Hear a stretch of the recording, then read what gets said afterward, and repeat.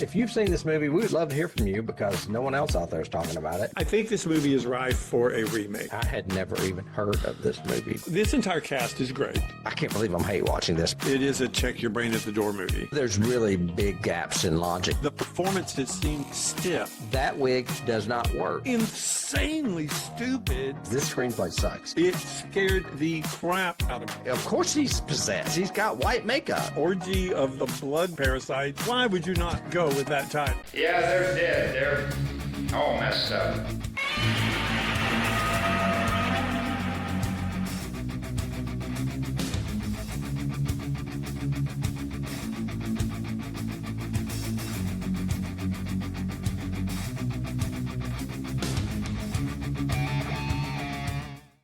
Greetings, hello, and welcome out there in podcast and YouTube land. You've reached Johnny Has the Keys, a podcast and YouTube channel where we talk about movies, horror movies, science fiction movies, key influences on that particular topic of the week, and then things that topic may have influenced going forward, especially if it's an older film, because sometimes we pick films from almost 100 years ago to talk about. But we've been doing it feels 100 years ourselves. This is a brand new season. We're opening up a new season, and we're glad that you guys found us. We'd love to know how you found us. Let us know down below. Give us a little info down there and subscribe and do all those kind of things, especially if you like today. My name is David, here with my good friend and partner in all of this, Tim. Tim, how you been doing? What you been doing since we last met last year? Oh my goodness. 9 seasons. That's a lot of movies. Yeah. Yeah. We're going to hit our 300th episode this season. Which is amazing. That's just stunning. Because in parts it feels like we've been doing it forever because we basically have, but it's usually over alcohol late at night. But sometimes it feels like, we just started this last week or last month. So yeah. The first 2 seasons were in 1 year because we did shorter seasons. And then we started going 40 in a year. And it's just every week, 52 weeks a year. It's crazy. Yeah. Yeah, it is. Nuts.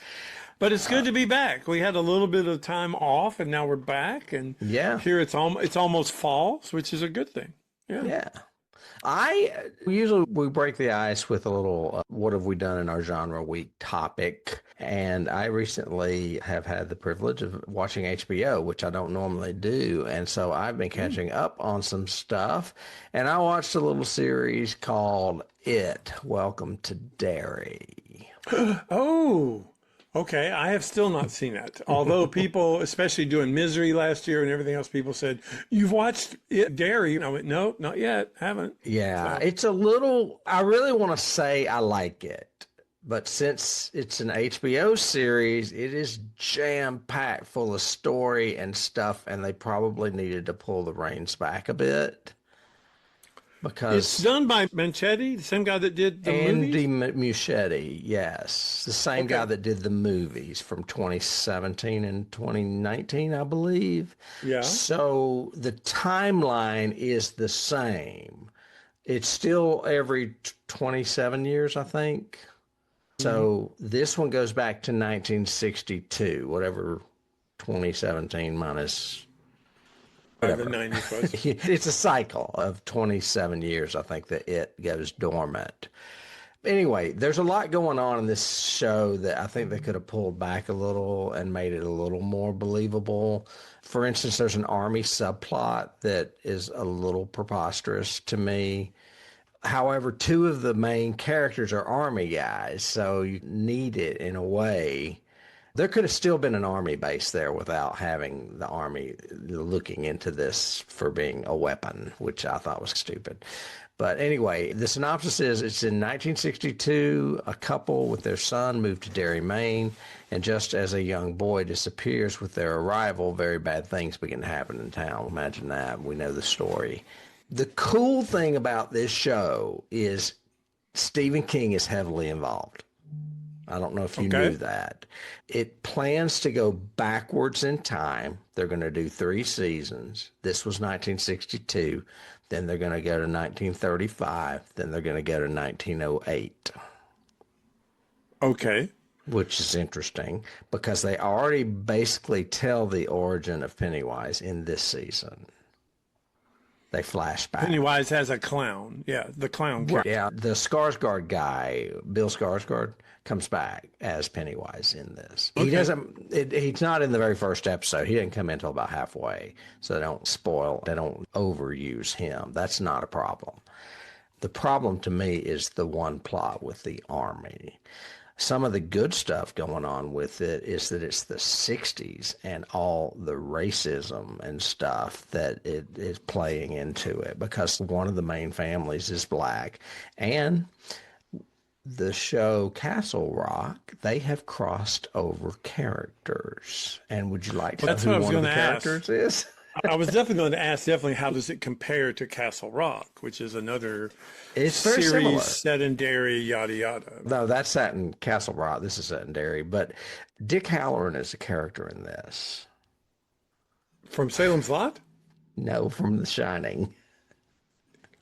Oh, okay. Sorry, Halloran. Yeah. Yeah. Why is he in Derry? Because he's young and he's in the army. He's on that base. That's interesting. So Does he have the shine? Oh, yeah. Oh, yeah. And he is a major character in this. So it's cool. That's one of the cool things about it. That is pretty cool. What else? They bring Native American folklore into it. I like that a lot, too. They have a really diverse cast of characters, including a Native American cast and a lot of black actors. I can't remember if there's an Asian kid or not. It's been a minute since I saw it. I don't think there is. Because in the novel, they talk about Native American, right? When they get into the history of evil or what it is. I think so. I can't really remember because I get it confused with Pet Sematary because of that crosses over. And in the second part of it, the library guy, I can't remember his name right now, but Bill, Mike Hanlon. Mike Hanlon. He has the urn that has all the Native American symbols on it, and they all come to life, and there's that trippy scene. Oh, yeah. I don't remember much of that second movie. It's not my favorite. Yeah, I would agree with you, but I didn't like the first one changing the scenic, but now they've put the setting where it should be. So. Other cool things about it, they bring Lovecraftian cosmic horror into it. They have to. Yeah, it's not from this planet. It came here. And then Pennywise's backstory, as I mentioned, as well as others, including Ingrid Kirsch, that woman that Beverly goes to see as an adult. You remember that scene? That was so creepy. Yeah. That was a great scene. We find out more about her in it. And it's legitimately scary. There were parts of this that were very scary, I thought. It just tends to go over the top a little too much. And by the time you get to the end, you're like, oh my God, what else is going to happen? I was like, but then I realized if they're going back 30 years almost to the next season, then none of these people will be around. So I guess they just want to go out with a bang. I don't know. But anyway, that's what I did. If you're doing that sort of prequel in each season, you can just build up to this huge climax because it won't affect next season at all. No, and people tend to forget. And a lot of the people that are in this are relatives of the people that are in future installments. Okay. They mention a Hanlon, and they mention, I can't remember. The goofy one, Richie Tozier. His mother's in this. She's a little kid in this. His mother is. Okay. Yeah. Maybe she gets hurt because that's why she becomes so protective of Richie. Maybe. And King would know that, and that's why it's good to have him as one of the showrunners or whatever. Yeah. Sure. I think he's having this golden period for the past 3 or 4 years easy with all of this stuff happening. And yeah, good. Yay. Yeah. So that's what I did. I recommend it.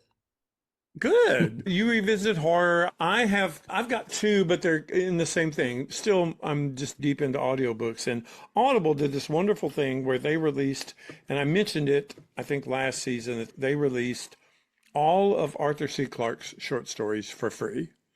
So you could just get them. But they only release them one every 6 or 8 hours. And if you're in that period, you can click add to library, but if you're not, it's because it's a way to get you to stay on Audible all the time. But I now have 75 of his short stories, and I've listened to all of them, and they are just great. And I keep seeing all these references that were like this story was written in 1938. Okay. I read it and go, okay, that's the exact same plot line as this movie I watched in the 70s or the 80s or even later, and went, wow, I didn't know that there were early incarnations of that. He's got one that he wrote in the late 30s, early 40s, 39 or 40, and it's called Along the Wire is the name of it. And in that iteration, it's after World War One. They haven't entered into World War II yet, so he doesn't even talk about another world war. Instead, everything's wonderful because they finished the first war. And these scientists develop this teleportation technology. It uses a very thin wire, almost like radio or television, but you essentially deconstruct somebody here and instantly send them to the end of the wire.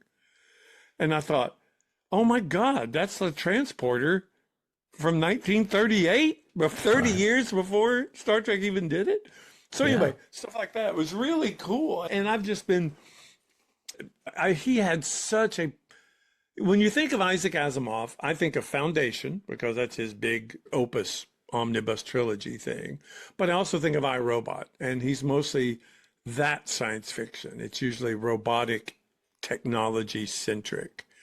I found out Arthur C. Clarke has these 3 huge compilations of short stories, all set in this mythical gentleman's. Are you talking about club. Arthur Clarke, or are you talking about Isaac Asimov? Isaac Asimov was robots and technology. Okay. But you're talking about Arthur Clarke now. Yeah. Okay. And he has this entire series of short stories, some of them 4 minutes long in audiobook. They're that fast and cool.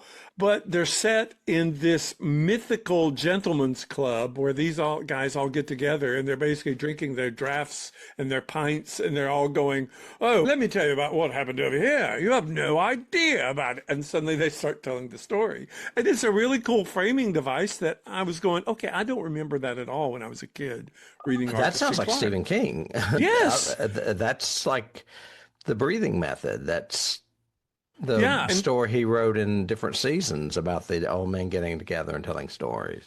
Yeah, and it's such a really cool framing device, because as you read more and more of them, I think it's the White Hart, Tales of the White Hart, because the White Hart is the name of the gentleman's club. And they, near the end of it, they all start down. There's this one guy who always tells the best stories. His name is Purvis. And he's this very old British man who always, and the narrator does a great voice, but he's always telling these incredible stories. And by the end of it, it's like X-Files. By the end of it, they destroy the device, or the person involved is killed or murdered or taken to an alien planet or whatever. So there's never any proof that any of this happened. And so they all start calling him out on it, saying, you're making these stories up. You're just lying. You're like one of those science fiction writers no one likes, who just make stuff up whenever you want to. And he's going, no, but it's really interesting because it reminds me of X-Files.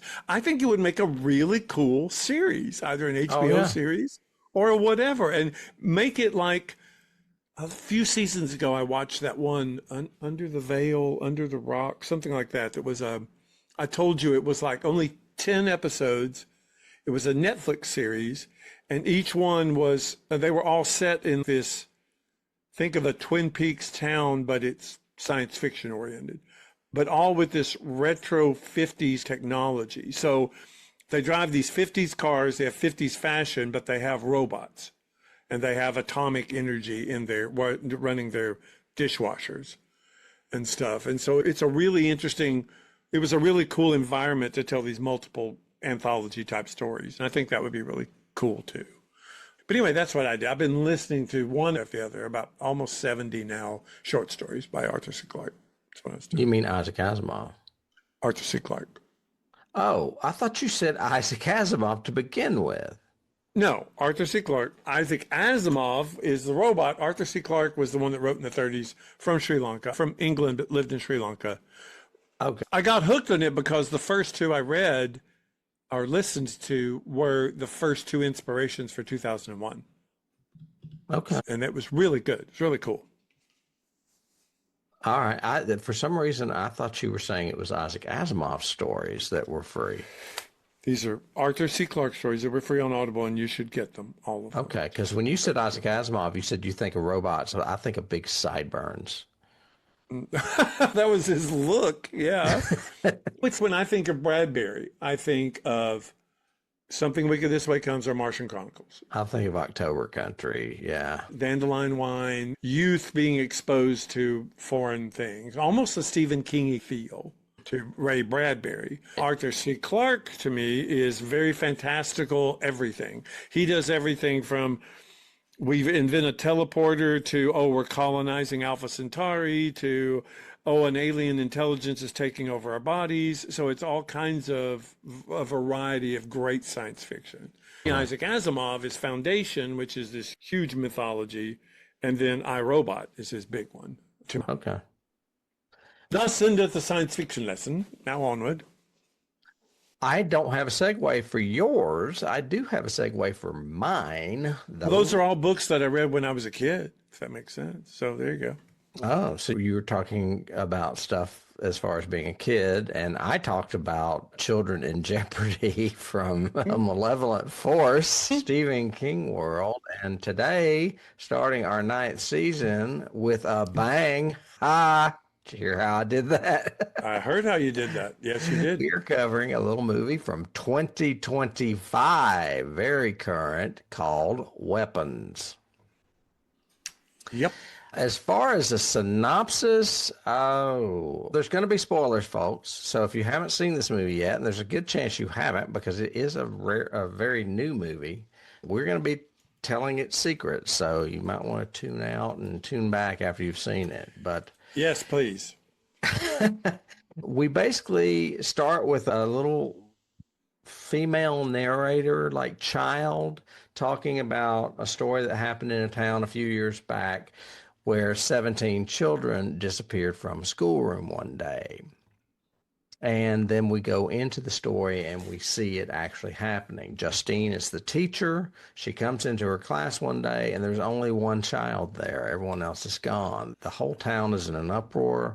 They don't know what happened to these kids, but apparently they all got up at 2:17 the night before and just ran out their front doors and never came back. And a lot of people captured this on doorbell cameras. So that's how they know.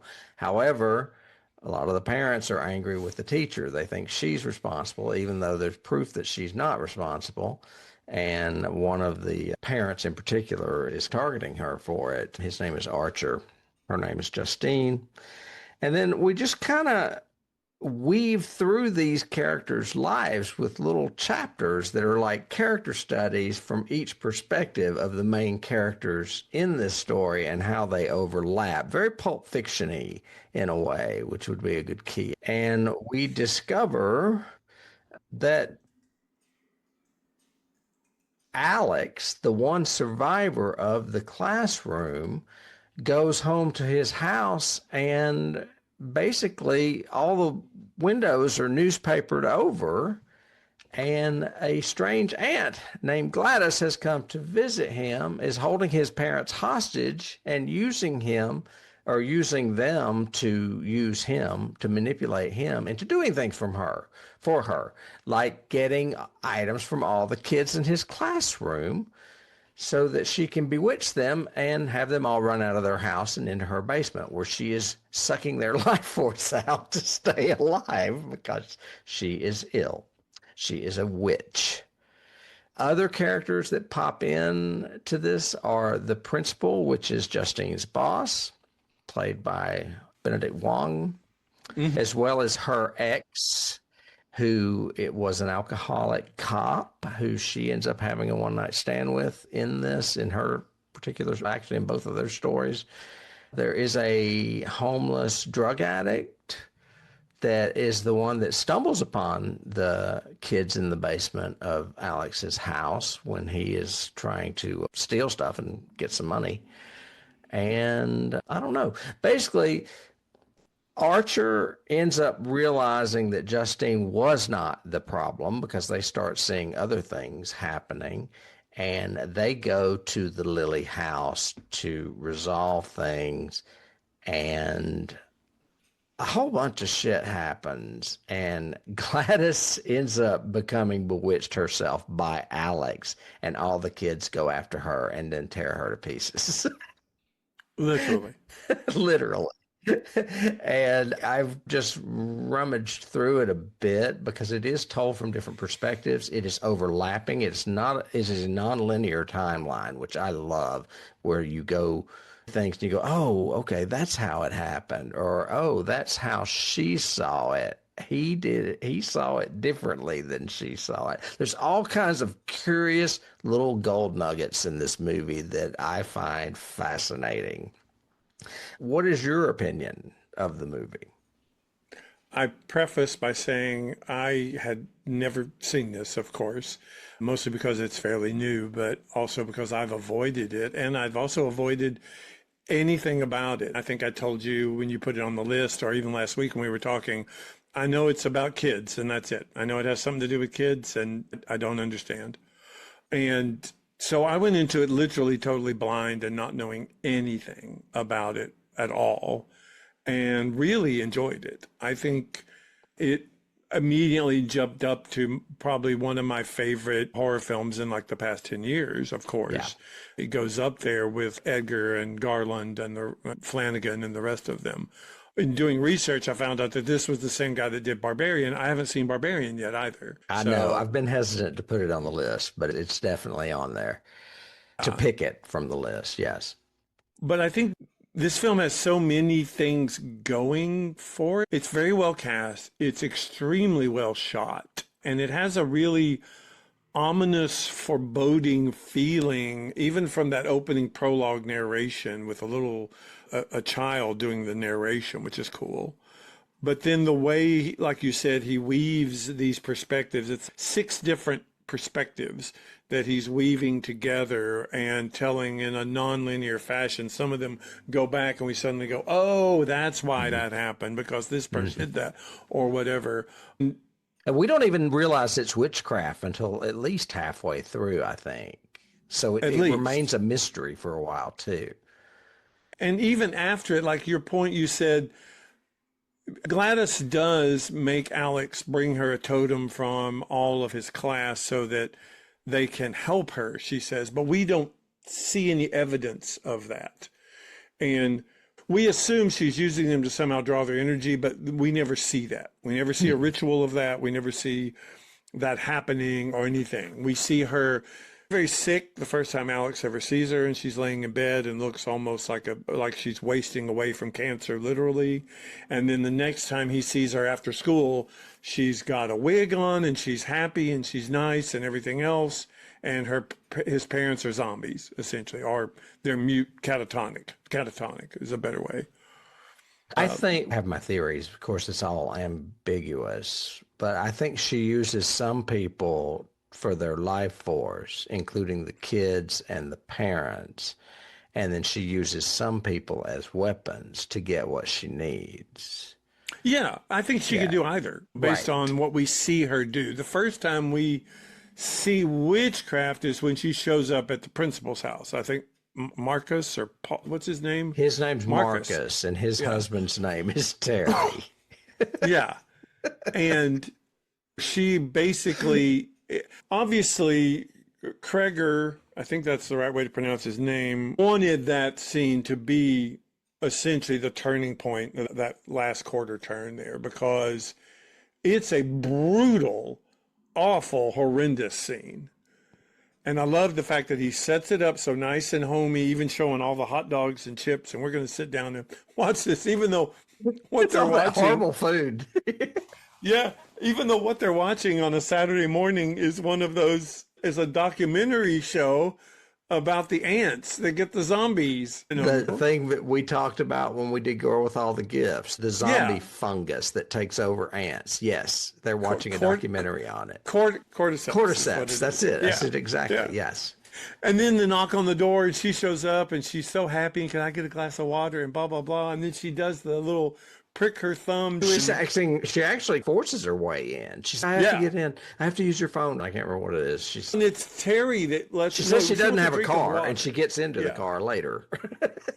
Yes. Yeah. And she missed the bus, and it took forever to get there, and all this. And Terry, the nice, obliging husband, is the one that lets her in to get a glass of water. And that was a big mistake. Yeah, he's And then dead. you don't, he works right through other red flags. Like she wants not a glass, she wants a bowl of water. And I love the way Wong plays that whole Marcus going, okay, a bowl of Oh, water. Sure. Yeah. Great. But the way he kills his husband by literally beating him to death with his own head is yeah. one of the most graphic. I was going, holy God. That Yeah, was even just, when you're not seeing it, you're still hearing it. oh yeah, you're hearing Because they're the like bones showing her crunch. And, wipe her hands off and put the bowl in the sink and all this yeah. stuff, and you just hear Put it in all the of her background. put all of her stuff in her big bag and get ready to go. And Oh, it just, yeah, it's very good. But that was, we're talking scenes now. I went to it sure. just Yeah, because we've done a synopsis, and I was just getting your opinion, and you went into scenes. That's he, fine. he's just really good at oneers. He's really good at camera angle, what he picks. I really liked him following the teacher's waist and arm and her as she's going down the hallway and into the classroom so that we just settle on Alex sitting at the back of the class in the same plane level. We don't go, it's not her perspective, it's Alex's perspective of her coming into the room, which is really cool. I love the fact that in her part, which she's the first one we cover after the prologue. So we've got the prologue with the voiceover and everything, and then we go to Justine, and it's her story. And the whole school board meeting is from her point of view, and we don't even know who is saying the awful things about her. But some guy in the very background, out of focus, stood up and is saying, I want to know about her. I want to know I want to know her perspective. And when she gets up, she's so nervous, and it's really good. That's a great scene. Yeah, it's a great scene. Before I get into a few scenes, I'm going to do a little bit of background. Zach Cregger, when I talked about weapons as a genre topic last season, and then I've talked about Barbarian as well, he is one of those that is also an actor and a writer and a director. He has his foot in everything. He looks a lot like Ryan Reynolds. He's a very handsome, young comedic actor looking. But he did the movie Barbarian, which put him on the map and basically gave him the clout to do this movie. But he is also doing the upcoming Resident Evil movie. And I'm not a fan of those movies, but I'm sure that if he's doing it, it's in good hands, because I think he's a very talented director. And I think I even mentioned when I did Genre Topics last season that he is, with this movie, to me, he is already up there with Flanagan, Ty West. I'm like, yeah, this guy is great. He's married. Yeah, he's really good.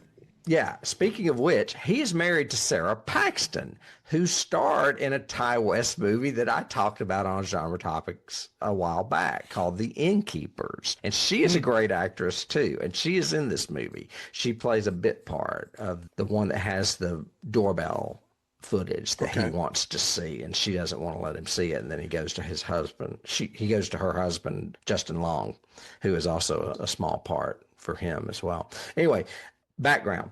New Line Cinema, House of Freddy Krueger, did this movie. They won this script in a bidding war against Universal, Netflix, and TriStar. Parts of the deal were an 8-figure sum of money, a guaranteed green light for production, final cut privileges for Cregger, interest in a back-end plot, and most importantly, the guarantee of a theatrical release. So that's what Barbarian did for Cregger. He got all of that into this movie. Insiders say it's an unprecedented deal, and the only thing they could compare it to is what they gave Shyamalan after he did The Sixth Sense. So Yeah, I saw that 10 million was his. He was paid 10 of the $38 million budget. He was paid 10. He forego 2 million of it for 50%, 50 points in the back end, which is considerable. That's a major deal. I also read that Jordan Peele wanted to produce I was this getting too. to that. Okay. Universal was the only other studio to have gotten close in the bidding war. And if they had, Jordan Peele would have produced it through his Monkey Paw Productions with Universal. But they offered him $7 million less than New Line did. Peele was supposedly ready to provide that amount of money out of his pocket. But I've got it says Universal was uneasy about it and they walked away. So Peele and Cregger shared the same manager. That's how they knew each other. Oh, And okay. that might have created a conflict of interest. And so Peele later parted ways with his management. So Yeah. anyway, it got a little bit convoluted and he just said New Line's offering me more and it's sweeter, and he went with them. It was originally scheduled to be released in January of this year, but the acclaim from test screenings convinced Warner Brothers to go ahead and release it in August. And if they hadn't done that, she would not have won an Oscar.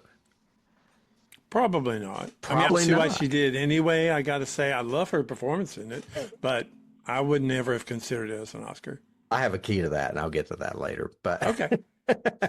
all right, so we could go back to scenes. I just wanted to talk a little bit about the behind the scenes. While we're before we there, I did. have this grossed 270 domestic against a $38 million budget. That's amazing. Yeah. That's really good. Yeah, Zach can pretty much do what he wants, and I hope it's horror. I hope he sticks in this genre. I did see, as far as it's a key, but he is working on a prequel, Gladys, Yes. but he's writing it with Zach Shields, and Zach Shields did Godzilla. So I don't see how that, I don't know. I have to see. It depends. I'm not sure which Godzilla and whether or not it's any good because there's so many of them. Some of them are good. He wrote Krampus. He wrote Godzilla, King of the Monsters, and he wrote Godzilla versus Kong. Okay. So, yeah. Maybe we'll he's a see. script doctor. Maybe. I don't know.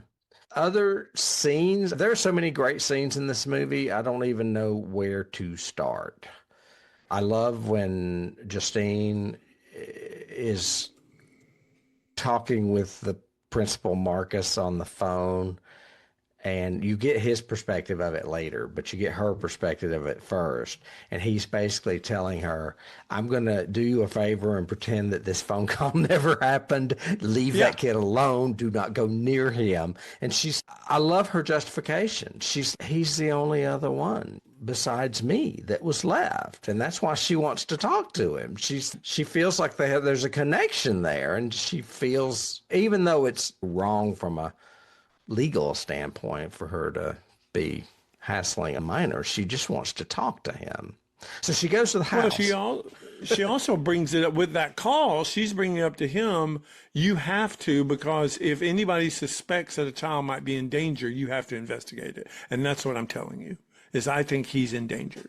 Yeah. Because this was after she had approached him and he had run away and said, stay away from me, don't follow me. Yeah, and I like the fact that it takes it from a different perspective next, and he is not involved in that call. He's shopping with his husband shopping. and they're choosing between sugary cereals and stuff. Yeah, which I love. I thought was great. Yeah. Because they eat crappy food. That's why it's funny when he brings out that little tray of hors d'oeuvres for them to watch TV, and it's got little wieners on it and just bad food. Nothing great at all.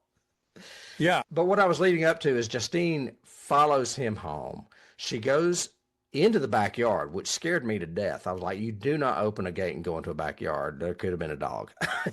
You don't do that, but she does. Or a zombie. Could have been a zombie. And then she looks in the window in between a crack where the newspaper's over the panes and gets startled by the parents sitting there on the couch, not moving. I was like, that's the not best. Watching anything. That was the best jump scare. All is their silhouette. And you just jump because you don't expect it. Yeah, I can't remember his name, but last season we covered Smile and Smile 2, and I wish the director of that would learn from Zach Cregger how to do a jump scare. And how to do tension and how to do real fear rather than just creepy, I'm going to point the camera and have people jump at you. There are some more jump scares in this that are a little less effective, like the one where she sees the creature on the ceiling. I didn't think that one was that great. The one where the nightmare jump scares are nightmare jump scares. That's what they are. No, I like the one where she goes into the classroom and Alex looks all zombied out. That one to me was good. That one's slow and scary and less jumpy. I thought it was interesting that It's the only red flag I had are going, I don't know. Because, like I said, I really do like the interweaving of these different perspectives and seeing them from different angles and stuff and going, oh, so that's why that happened because this character did that. But the first two, he set this precedent of we see the name, the title card, and then we go into their perspective and their story of what's happening. And then sometime in that, they get an evil mention of Gladys or an evil, they have a nightmare. The first two have nightmares, literally.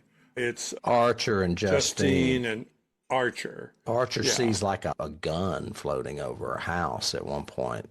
Yeah, with 217 as part of the ammo and everything else. And then, but when we get to Paul, the cop, and James, the drug dealer, druggie, yeah, they don't have Gladys references or jump scares or any of that. No. And I thought that was interesting that he just let that kind of subplot fall. But it was fine. It doesn't throw me off the whole project. It just, it was interesting that they didn't. I think Paul is one of my favorite characters in this whole thing. I like every scene he's in. I think he's got a lot of personality, and I'd never seen him before, but he played Han Solo in the Solo Star Wars story. Oh, I didn't recognize him, but yeah, okay. And I thought, no wonder they cast him. He's just got a great personality. And I find him very funny, especially in the scenes where he's chasing James.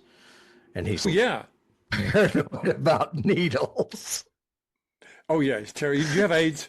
Do you have AIDS? He not only gets it in his finger when he reaches in James's pockets, later on, James thinks that Gladys is after him and he stabs through the tip of Paul's face with 3 needles. Yeah. Oh my God. Yeah. That's another good scene too. That chase scene is great. It's a great scene. There's a lot of great chase scenes. It's not really a chase scene, but the scene where Justine is getting gas and Archer pulls up and you think, oh, hell, it's going to go down now.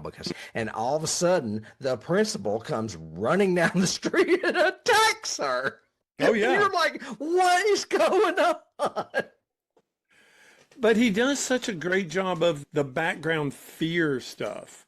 Too, like the principal, we see him way in the background running toward them, and we see it before they do. So it's not a jump scare; it's one of those. Same thing. Like he sets up in the Justine thing. He sets up her going to the liquor store, and it's a one shot of her driving up, getting out of the car, going all the way, and going up and down all these aisles, finally getting her liquor, and then she decides gets the text or whatever, and then later on she's there, and we see the woman in the background coming after her. And we don't know who it is, but we're pretty sure it's somebody bad going to kill her or whatever. It ends up being Paul's girlfriend. Yeah, a jealous fiance. girlfriend. The daughter of the police chief. Yeah. But all the connections. I love the fact that Justine's in a store 3 times in there. She goes into the liquor store the first time to get the booze before she goes home after the terrible PTA meeting or whatever. And then she also gets confronted by Donna in a liquor store. Then she runs into the convenience store to get away from Marcus. She's constantly in stores. And highly implied that Paul's an alcoholic, or that Paul's an alcoholic, and that she is too, which I thought was interesting because the symbol in the credits is the AA symbol. And in doing the research for this, found out that Cregger is a recovering alcoholic, 10 years sober. Yeah. There's a lot of that in this. Yes. I think obviously the big, huge metaphor all the way through this, and if you want to call it a key, we can, but it's school shootings. That's the whole trauma related to it, everything else. That's what all this is. And we go from parental trauma and what it's like to lose your kid to what it's like from a kid's perspective to lose all of his classmates and then feel responsible and guilty for it. And then it gets even more supernatural and creepy and scary. It was very well told. Yeah, I don't know where he came up with the idea for this, but I am jealous as hell because it's such a great story. And doing research and found out it was shot in Atlanta, I was going, okay, then this guy should tell Tim's book. He should do your book. Honestly, that little elementary school is in Tucker, Georgia, and that's where my dad graduated from high school. Yeah. Seriously? Yeah, I'm serious. Okay, cool. I used to take him to his high school reunions before he died because there were only 8 or 9 of them left, and we would all meet down in Tucker at the Piccadilly cafeteria. Yeah. Yeah. It's Wow. crazy. Yeah, so that school, is very near me, actually. We can move on from scenes. There's a million scenes. There's the scene where Gladys is introduced in the principal's office with Marcus, and it's quite clear that she's not right. And I need to see the parents. Oh, you can't. They have consumption. He's like, consumption? Is that a thing? In actuality, they were being consumed, which was a play on words. But yeah, that's a good scene. And there's just a bunch of great scenes in this. The scene where she wants the little Alex to do something, and she's, if you don't do it, what if this happened? And all of a sudden their parents start stabbing their face in the floor. Oh, yeah. I was like, oh my God. Yeah. Yeah, he's really good at the horrific, but also with the whole tension, pacing. Oh my God, what's going to happen? When the drug addict invades the house, it's just by happenstance and coincidence happens to be their house. But it looks abandoned, so it makes sense that he would break into it. Yeah, but that whole sequence with him finding them and getting scared of them and then not knowing what to do and then still robbing the place and then them attack, it just was really good. Yeah. The only one that I thought was over the top and really pulled me out of it was a negative was the whole potato peeler thing. I thought that whole shot and doing that was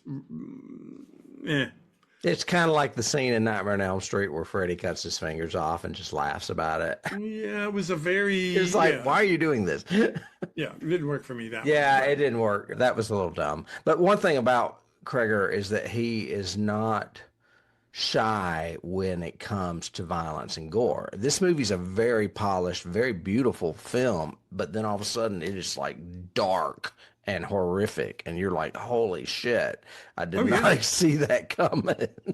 Oh, yeah. Yeah. I can move on to cast because we've been yammering. Before I do move on to the cast, I think I mentioned in my genre week when I talked about this last season that this got held up because of the writer's strike. So Pedro Pascal and Renate Reinsve, if I'm pronouncing that correctly, were originally cast as Archer and Justine, respectively, but both had to drop out because they had conflicts after all the wait with the writer's strike.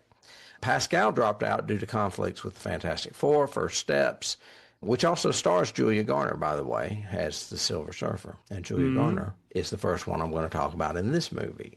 I have been touting this young lady for a long time. She played white trash on Ozark and just blew my socks off. I think she's a fantastic actress. She's in Wolfman, which could have been a better movie, and Fantastic Four, which I just mentioned, as well as a remake of, I guess it's a remake. It's that Apartment 7A or 6A that's like a Rosemary's Baby thing. I haven't seen it. I think it's on Amazon. Anyway, I found out doing a little research on Miss Garner that she considers Bette Davis to be a major influence on her acting style. She is a huge Bette Davis fan. She mentions movies and stuff, specific movies. However, there were other people considered that turned down the role, and one of them was Rooney Mara, and the other was Elizabeth Olsen, another Marvel actress. Both of those I could have seen in the role. Yeah, I could have too, but I'm glad it was Julia. I really am. And I'm also very glad that it was Josh Brolin instead of Pedro Pascal, because I think Josh is great in this. He's really good in this, and it's very interesting to see him play an aggressive guy again, but a non-villain. It reminded me a lot of, who's the guy in Men in Black? Tommy Lee Jones? Yeah.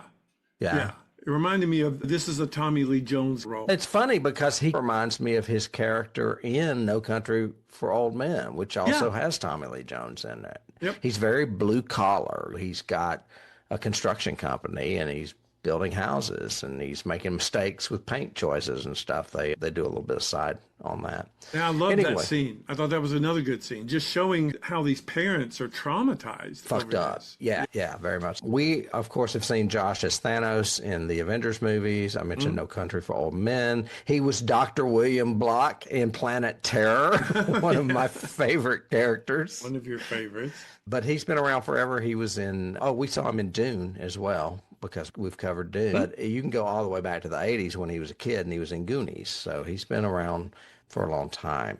Kerry Christopher played Alex. I don't really have anything else on him because he's obviously a child actor, hasn't been around that long. He was really good, though.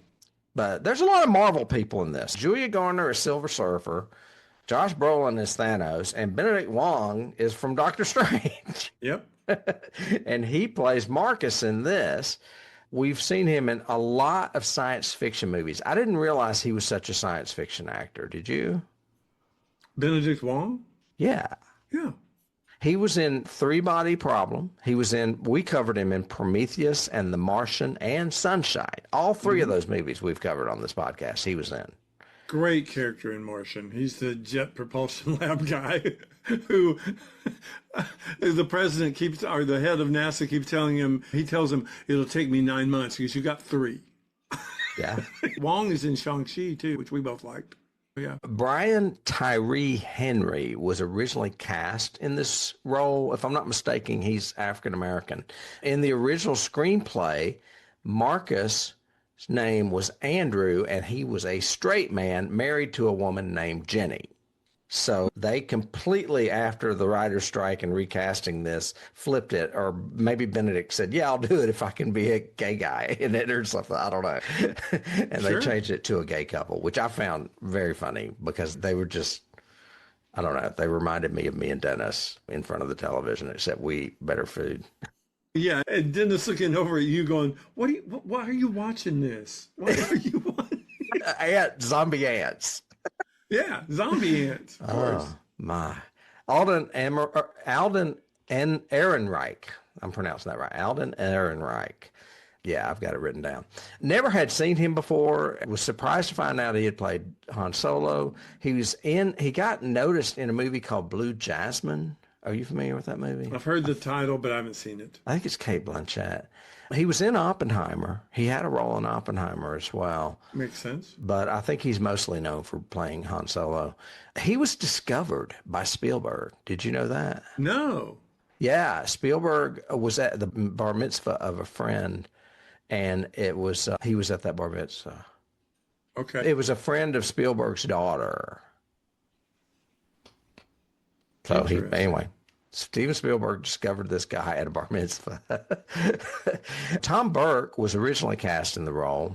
I'm totally fine with this cast. I don't care who else was cast. Within 10 pages of reading the screenplay, Alden Ehrenreich was certain that this was one of the best scripts he had ever read. Wow. Julia Garner was sold on it within 5 pages. So they both saw what we see, because I just like the storytelling of it. I love the whole nonlinear chapter thing. Austin Abrams plays James, the druggie. I recently saw him in Scary Stories to Tell in the Dark, the Andre Uverdahl movie that I did on a genre thing a way back. Yeah. But he also had a small role on The Walking Dead. Okay. Which leads us to Gladys herself, Miss Amy Madigan, who actually won an Oscar recently for playing this role. God, Amy Madigan has been around forever. She was in Streets of Fire in the 80s. She was in Field of Dreams in the 90s. She was in Uncle Buck. And she has been married to Ed Harris since 1983. Good. Good for them. He did Creepshow in 1982. That's how long ago that was. June Diane Raphael played Donna. I just mentioned her because I love her. She was one of the daughters on the show Grace and Frankie, and she is hilarious. And she is the one that comes in and starts pouring vodka all over Julia Garner in the liquor store. Yeah. Did you fuck him? Did you fuck him? Did you fuck him? You got him drunk. You got him to drink. Sarah Paxton, I'll mention again because she is Cregger's wife, was in The Innkeepers. She does a lot of television, so she's a very familiar face. She played the wife of Justin Long, who was another couple that had a kid that disappeared and had footage that Josh Brolin's character was trying to get from them. Yeah, it helped relate onto their house. And I'm guessing that Justin Long did this part, since it is so small, because he was in Barbarian and knew Zach Cregger. Probably, and it was probably a one-day shoot. He only has 2 lines and is in 3 scenes. They're very short. Yeah. I think the first thing I ever saw him in was Jeepers Creepers, but we both covered him a few seasons back in Galaxy Quest as well. Yeah. Yeah. And then lastly, Scarlett Sher plays the narrator. I don't know anything about her, but she's got a very prominent opening and closing in this film. So, But she's not a character in this film. That's another thing I thought was I'm assuming she just went to that school, maybe. And I thought, once I was like 2/3 through it, I thought Alex was as a matter of fact, the entire ending of the movie is happening. I'm thinking I'm going to go back and rewatch the narration to see what he said at the beginning, because I thought Alex was the one narrating it, the little boy. But it turns out no, because most of the kids were catatonic by the end of it. And when they all are reunited with their parents after they dismember Gladys, we discover that the bully is Josh Brolin's son. Yeah. The bully that was picking on Alex earlier before the disappearance ended up being Archer's son, the one that he was obsessed with finding. Yeah. As far as awards, Amy Madigan won an Oscar for this movie, supporting role. First horror movie since Rosemary's Baby in 1968 to win an Academy Award for Best Actress in a Supporting Role. And you remember who that is? Oh, what's her name? The old lady. Yes, it was. Not Jessica Tandy. Ruth Gordon. Ruth Gordon. Yeah. Yes. And I think this role is very similar to a Ruth Gordon role. I think that's coincidental and unique. That's a long gap between a horror movie winning a supporting actress role. I think because that says a lot about the writing of horror movies, which tend to take supporting roles and kill them off. Kill them off, yeah. And this is an ensemble because there really is no lead in this movie. Correct. In both cases, however, the win was the only Oscar won by each film. So there were no other Oscars for Rosemary's Baby as well. I think she's great in this part. I really think Gladys's character is really cool. I love a lot of the choices she made very subtly, the way she would do eye looks at people, and especially like when she's working on like her little witch stick thorny thing, and she would just glance down at Alex and then look back at her stuff and then glance down. It was just nice choices she made, but I was going, okay, I don't see Oscar in this though. I think it's because of I think they're giving it to her because of past body of work. Yeah, body of work. Yeah. Okay. Because I saw she was up. I can't compare because she was up against, I think, somebody from Sinners, which I still haven't seen, and 2 different people. Elle Fanning was one of the ones that she was up against for Sentimental Value, which I still haven't seen. But I don't know what to compare it to as far as what the voters had a choice of. So I have a list of Oscars for horror things. Amy Madigan for this film and Michael B. Jordan for Sinners became the 7th and 8th actors to win Academy Awards for performing in horror films. The others are Anthony Hopkins. Yeah, he is one. Frederick March in Dr. Jekyll and Mr. Hyde, 1931. Oh, wow. Ruth Gordon in Rosemary's Baby, 1968. Kathy Bates in Misery, 1990. Anthony Hopkins and Jodie Foster in Silence of the Lambs, and Natalie Portman in The Black Swan. Oh, Black Swan. Yeah. Yeah. That makes sense. So that's all the horror movie Oscars there are. Yeah. This was also nominated for 5 Saturn Awards, including Horror Film, Screenwriting, Actress for Garner, Supporting for Madigan, and Makeup. It won the Boston Society of Film Critics Awards for Best Supporting Actress, Amy Madigan. It won the Critics' Choice Awards for Best Supporting Actress, Amy Madigan. So other people saw something in Amy in this role besides old Oscar. Yeah. That is all I have on cast and awards. It's too current to be on the 1001 movies you must see before you die list because that list has not been updated this far. Yeah, but I think it deserved nominated for those awards for makeup just because of not just Because of especially this? for Gladys, because Gladys had just the way they did her horrifically, and also that weird ditzy aunt that you don't want to grab your cheek and squeeze you or whatever with that high forehead. She smells like mothballs. Yeah. But also the Benedict Wong makeup for that attack, the parents' makeup with all the holes in their face. And the whole ripping her apart at the end. That's a great makeup effect. Yeah, and it was all practical. Yeah. Yeah, It was great. It was very Savini-esque. Kids, you're going to get a little bloody in this scene. I have a lot of trivia and a few keys as well. Okay. Do you Go to want... trivia. Go for All it. right. I noticed when I watched this for the second time, I've now seen this movie 3 times, that in the special thanks were David Fincher and Bill Hader. And I was like, why are they mentioned in special thanks in the credits? So when I went into the research for the film, I found out that Alex had initially nothing to do with Gladys's spell. And Bill Hader suggested that the former should feel implicated in the events in some way. Oh, so that's why I need you to bring the pieces of your classmates to me. Yes. Yeah. So Bill must know Zach as well.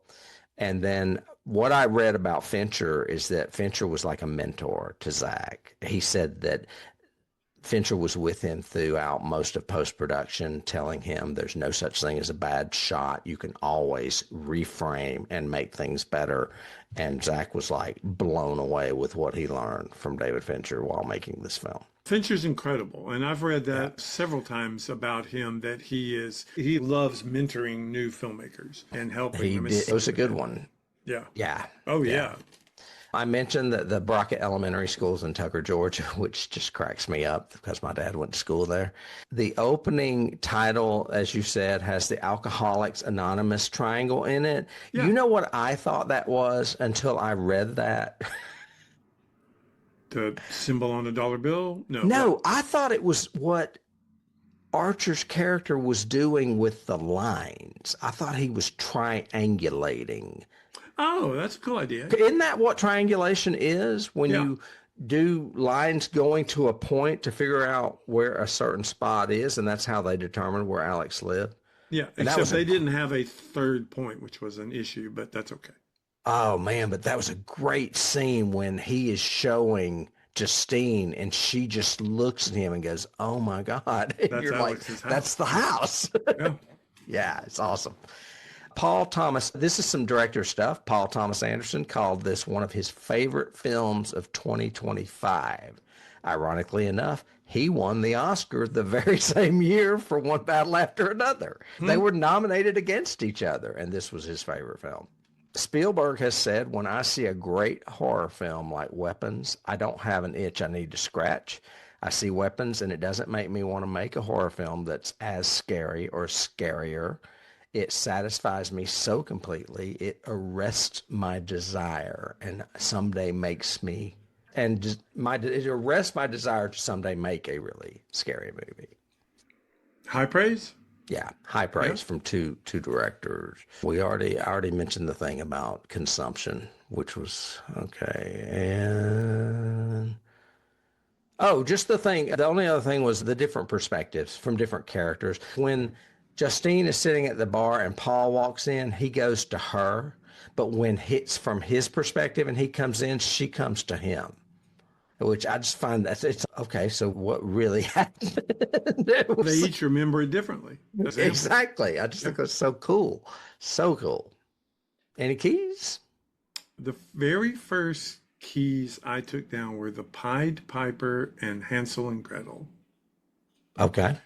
because again, it's the witch has the house and she's enticing the children to come in, and I'm going to feed off of you. I'm going to eat you. And then the Pied Piper, of course, from the very beginning, when suddenly all these children in town are pulled somewhere by It's very something. fairy tale-esque. Yes. Yeah, I guess you could also say Brothers Grimm in general, because this is a very dark fairy tale, if you want to have a fairy tale. True. I didn't think about Brothers Grimm. Yeah. My first one that I saw blatantly was The Shining, especially at the end when Alex's parents start coming after him in the house and are chasing him through the house. Oh, yeah, very. I like that scene behind me where he slams the door on him and she comes bursting through Johnny.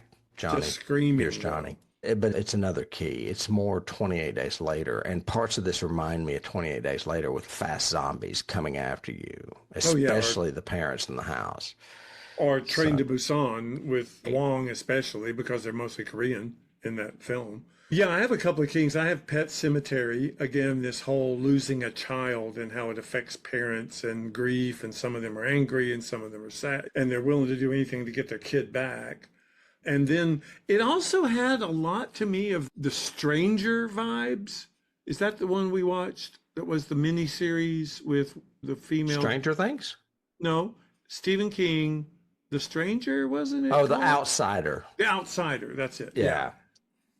It had a lot of vibes of that to me, because we're following this protagonist who has no idea what is going on and why this is happening, and they slowly start finding out. And the whole town, we don't know if who to suspect, who not, because we're changing perspective so much, we don't know. And then we set up a teacher who we think is a good teacher, but she's also an alcoholic, and now she's off the wagon.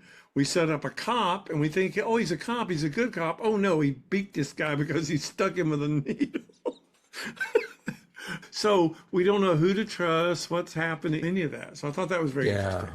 Yeah, we neglected the whole subplot of the fact that Donna is the daughter of the police chief who Paul has to kowtow to because he's dating Donna. And Which again is a nice layer, but really doesn't affect plot at all. Not at all. And that change character's only in a couple of scenes, the Yeah. police chief. But yeah, it's funny how they used him. I just realized I'm going to put Tom Savini down because of Gladys's evisceration at the end. He's famous for pulling people apart in George Romero movies. Yeah. I And mean, it said happens in Dawn of the Dead. It happens in Day of the Dead. Yeah. I had the same thing. I said Dawn and Day of the Dead for the Yeah. ripping apart. Yeah. Okay, I could just actually do that as well. I've got, we already mentioned it, but the cordyceps, I've got Girl with All the Gifts. Yeah, Because I put it's that down that as kind of well feel. when I saw that. Back to The Shining, apart from the fact that you're being terrorized by your parents, which is a very shining key, did you notice that the time all the kids ran out was 2:17, which is the same as the hotel room in The Shining? No, I didn't, but now I do. So there you go. Yep. That's Yeah, great. that was intentional, I'm quite sure. I guarantee it. And that is from the novel. In the movie, it's 2:37. In the book, it's 2:17. Okay. So for people that want to challenge me on that, I wanted to point that out. I have one I lifted from IMDb that I was curious as to whether or not you've seen it because it's Denis Villeneuve. Oh, Prisoners? Prisoners, yeah. What is that? I have not seen it. Oh, you've not seen it? Okay. It says the visual style is what inspired Zach. He went for the same thing as the visual style of Prisoners. From pictures that I've seen, I could understand that because everything looks like it's a rainy day. There's not a lot of direct sunlight. There's not a lot of gold in this movie. It's a very blue. As a matter of fact, both of those nightmare sequences I thought were almost too dark. Yeah, it's very dark. It's hard to see in this movie sometimes. Especially, and he's got those big long shots looking down a hallway into a bedroom. It's really dark. This scene right here, where Justine falls asleep in her car in front of the house, Yeah. I couldn't tell who that was that came out to snip her hair. No. And it apparently was Alex's mother Yeah. Who was The under the blonde. command of Gladys. Yeah. that came out there and snipped her hair so that they could give it to Marcus later. Okay. But yeah, I there's some have dark cinematography. I have John Carpenter's Prince of Darkness, just because you vomit black bile onto people's faces. As soon That as was that happened, it so reminded me of that. nasty. It was so gross. I did the fact that we didn't ever have to see it again. Okay, great. Didn't need that. And B, when she did finally kill Paul and then went back to his body, all this black stuff had leaked out of him. Not blood, all this like black oil, gross vomit stuff. Yeah. Yeah. I don't know why they use that potato peeler because she ends up having to shoot Paul in the head. I don't know if it was like, That's the oh, thing. maybe I can kill him with potato peeler first. No, that's the whole thing. It became very pretentious. That moment, and then the fact that Gladys A can run away from all these children, and she's like in her 90s or whatever, however old she damn is, and she can run through all these houses, which is dynamic and cinematography and cool, fun chases, but goes on way too long. When I was looking at the classifications of this movie in IMDb, one of them is black comedy. And I was like, you know what? There are really funny moments in this movie.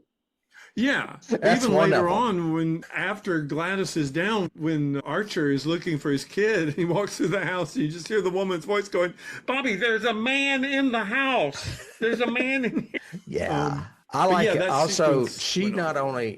Justine not only has to shoot Paul, she ends up having to shoot the drug addict kid too, James, and that's another black comic scene because it just has Archer, Josh Brolin, Mr. Macho, basically casting him aside like 10 times and he just keeps coming back. Yeah. He throws him against the wall and he throws him behind the couch and the guy keeps coming. And I guarantee something like that will be in a future Train from Busan sequel or Korean or something. yeah. Where you're just tossing somebody and they just keep coming back. Yeah, there is a sequel coming out. I sent you the trailer, I think.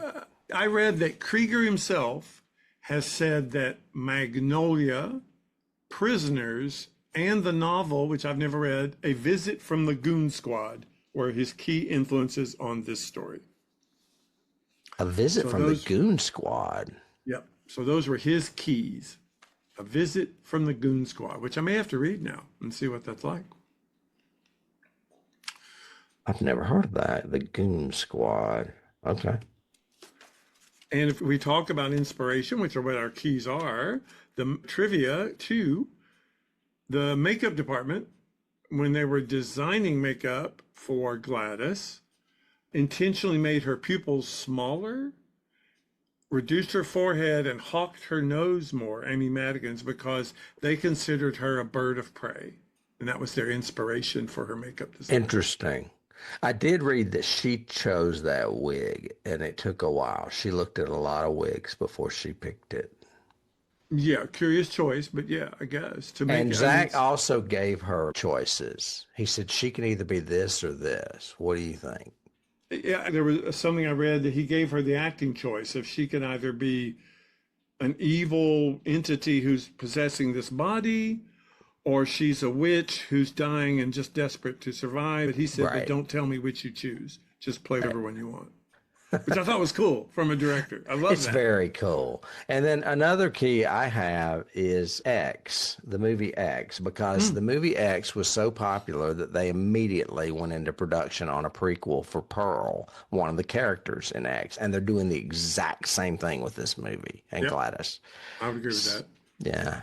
What else I've got Blair Witch, just because of people standing in a basement. And especially in that last part when Archer's trying to find his son, Matthew, and he's just turning people around and turning people around. And we also get another good jump scare there because at the end of the line is Gladys ready to jump on him.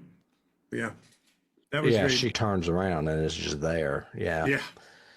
I have, I don't really want to say this because I don't like this movie, but there is a scene which is an homage to a movie called Creep from 2014. Okay. And it's the scene where the mother snips the hair in the car. Creep is a low-budget found footage movie, and that's why I don't like it. Yeah. He has spun it off into a sequel. It is now a series, all on Shudder. Really? Yeah, he has been very successful with this movie, and I don't dislike him. It's a little too comedic for me. It is very brutal, but it's very found footage too, and I hate that. Yeah. So anyway, Creep obviously is homaged in this movie. And then there's also, this is an Easter egg really, but there is a poster for Fury Road in Archer's son Matthew's room. Perfect. And that is also features an elderly figure that uses young people for violence as well.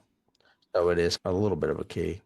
Then you mentioned It, of course, malevolent, evil, threatening children, the definite for this one. You mentioned Pulp Fiction, so that should be in there. You're right. I think we need to also mention every witch movie ever made, just especially organic or folk witches. It's definitely a folk horror. That's another one of the classifications. Dark comedy and folk horror, both were classifications on this. Yeah, Witches, the Angelica Houston one, the whole... Witches of Eastwick. No, not so much, because that's more of a, to me, that's a devil story, not a witch's story. But the Mayfair witches, modern witches in modern society. Yeah, I guess you could say that. But you've That's also wild. got witches in general using common things, whether it's Blair Witch Or Coven, the American Horror Story. yeah, that's the one I was thinking of too. Yeah. So I think just reviving the witch as and one of the ones that I have that you probably wouldn't have is there's a fairly good, and I think it's season 3 episode of Buffy where the new teacher turns out to be a witch. It may be season 1 actually, and I think it's called I've seen The it, but I don't Witch. remember it. Yeah, and she turns out to, yeah, she's a witch. Yeah. She's a witch. Burn her! Build a bridge out of her. The last key I have, I found by looking up online and looking at trivia and stuff, but I wondered what he meant by the poster and by everything else with the way the kids ran with their arms out, but they're not up like they're playing an airplane, and they're not down to their side, so they look ugly. It's in between. And Yeah.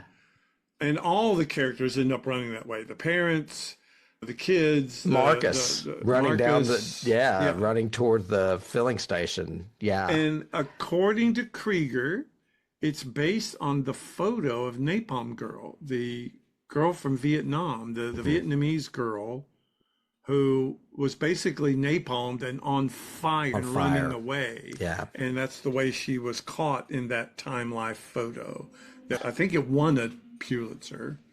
But so that's what he based it on, was it's a child running in fear but also in torment. And toward something. Yeah. Yeah. So I thought that was a great key or influence to it. Yeah. No, I totally agree. We've run a little over, and I'm not surprised because I had a feeling you were going to love this movie, and I fucking love it. And it's our premiere of season 9, so of course we're going to be a little long. But we do want to, that's what Tim and I think, unless you have anything to add. You good? No, I'm All good. right. Then we want to know what you guys think. Please tell us down below. Did you like this movie? Did it deserve an Oscar? Was it great? Does Cregger now elevate to the status of these great horror directors like Ty West and Mike Flanagan and Edgars and the rest of them? And let us know Ari down Aster. below. And also, if you can if you can pop and give us a review somewhere, a star, ring the bell, do all the good stuff, we really appreciate it. Also, if this is your first time with us, look back through 8 seasons of other horror movies and other science fiction films and other things that we have done. And I will say, if you're watching us on YouTube, the easiest way to find out what we've done in the past is to go to our website and look in the archives. Then search on YouTube for the film you'd rather hear us talk about, because when you try to search on YouTube, sometimes you'll get a crazy bunch of stuff. You do. True. I And try that's to much organize it, but it's not organized it's organized us by episodes, not by seasons. It is on the website. And we do, a lot of podcasters and everything else, we do have a Patreon. And if you wanted to support us and help us out, we would deeply appreciate that. And you also get special things, like you get an entire email that has all of the season and when the air dates are and when it's coming up for each season. So that's a perk you get for being one of our patrons. And we also have other podcasts there and other YouTube or videos there, whether it's the Dilithium Crystals, which is our take on Star Trek, the original series, or X-Files Declassified, where we examine every episode of the X-Files. So some other stuff there. There's paid content there. There's also free content. But we deeply love your support. And Tim, we kick off the season. Now we're on a roll, and we get to go to science fiction next week. Yeah, right? we'll be in classic sci-fi next week, actually. Yes. I hope you guys will come back and see us. And Tim, until then, I'll see you then. I'll see you then. All right. All right, bye. Bye.